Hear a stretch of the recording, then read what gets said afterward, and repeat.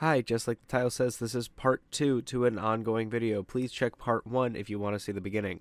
Anyway, on with part 2. Lady Bird is still a kid, innocent to the world that truly exists outside of Sacramento, and she fears that she will never really be something that matches the self-worth that she sees put in front of her in the media and magazines. The world Lady Bird thinks that she can achieve is truly the biggest lie Lady Bird tells herself. By the time she starts to understand this, she apologizes and takes responsibility to the actions that she has caused. And even though she's able to get her father's support and Julie's friendship back, it is her mother who becomes the coldest. Marion to this point has not been the most supportive mother in what Lady Bird wants to achieve, but it's very clear how much love she has for her daughter. It makes moments like when Lady Bird is leaving for New York very somber, and it hurts when she finally comes back to the terminal and Lady Bird is gone. It's okay. She'll be back.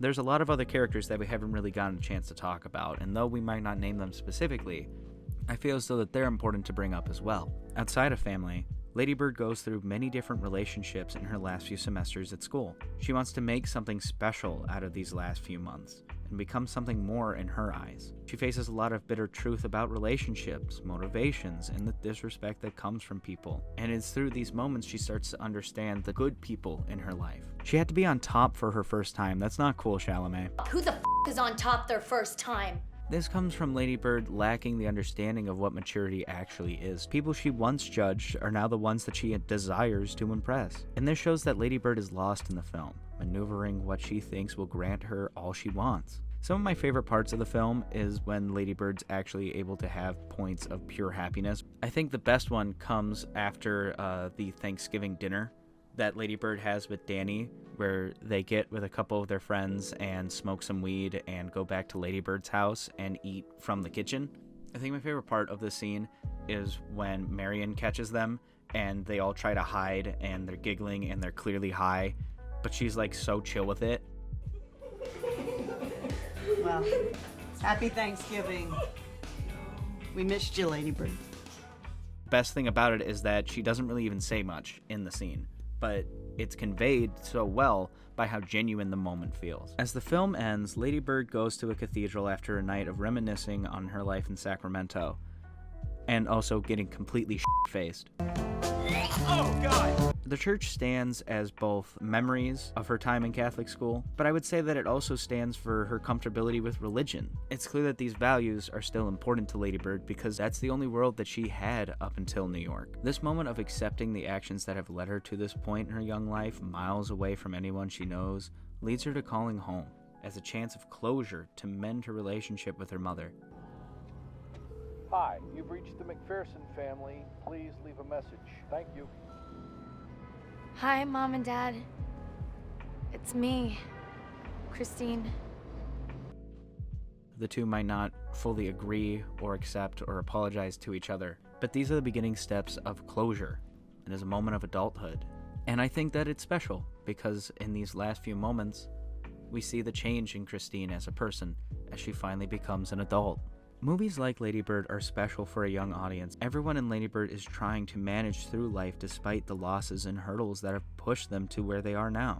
They endure in community and in relationships. As time goes on, there will be other A24 films that are just as good, if not better than Lady Bird. But I don't think there will be a movie quite like the way how we experience the life of Christine McPherson. And I think that makes Lady Bird a very special tool in growing up and understanding the beauty of honesty.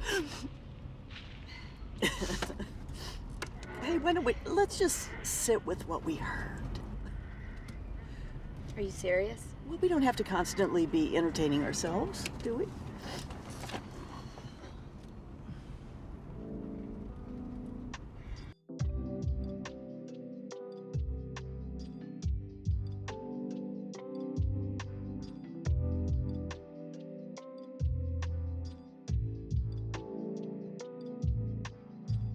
Zoinks, Scoob, look, they made it to the end of the video. If you did that, thank you. You're a G. I appreciate you. You're probably someone I know. So I decided to put a little bit of my own personal thoughts here at the end of the video. So if you just wanted the video essay part, you can leave now. Like this, like you've made it to 10 minutes. But if you really like what you saw here and are new and you want to know a little bit about me and what's going on, well then yeah, stick to the end of this. So first, let's talk about the fact that we got like 2 videos in a month. What? I might have a little too much free time, and you won't believe it, Jamers, but there's gonna be another video out in the next couple weeks too. For all the people that are interested in Double O Blunder, that will be coming out very soon. That won't be the next video though, I won't hide that from you. But I want to say thank you for your support with the film if you've been around for that, and if not, hey, how about you go check out the trailer on my channel, it's pretty cool. Also, I want to say in the future there will be more about Lady Bird that I want to talk about. This is just kind of like a bite size of a bigger project that I'm starting that will involve Lady Bird as well as other films. So stick around for that as well if you enjoyed it. And yeah, I guess with that being said, I've been Jay, and I hope you were happy to be here.